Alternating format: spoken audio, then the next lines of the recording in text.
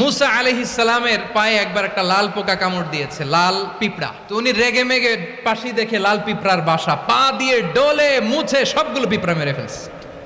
এই ঘটনাটা আল্লাহ ঘটিয়েছেন এজন্য মুসা আলাইহিস সালাম ছিলেন কালিমুল্লাহ, সরাসরি আল্লাহর সাথে কথা বলতেন। তিনি আল্লাহকে জিজ্ঞেস করেছিলেন, আল্লাহ তুমি যখন কোনো জনপদে আযাব পাঠাও, শাস্তি দাও, ওখানকার শুধু জালেমরাই তো মরে না, ভালো মানুষগুলাও মরে, তো আযাব দিবা মুশরিকদের উপর দিবা, অবাধ্যদের উপর দিবা, ভালো মানুষগুলারে মারো কেন?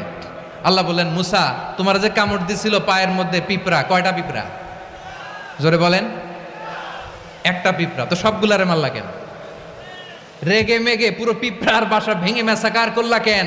এই মুসা, আমি যখন অ্যাকশনে যাই, আমি যখন শাস্তি দেই, তখন এত বাস বিচার করা হয় না, বাস বিচার করা যায় না। যখন অ্যাকশনে যাওয়া হয়, ওইটা ডাইরেক্ট অ্যাকশন হয়ে যায়। চিল্লায় বলো ঠিক কি না?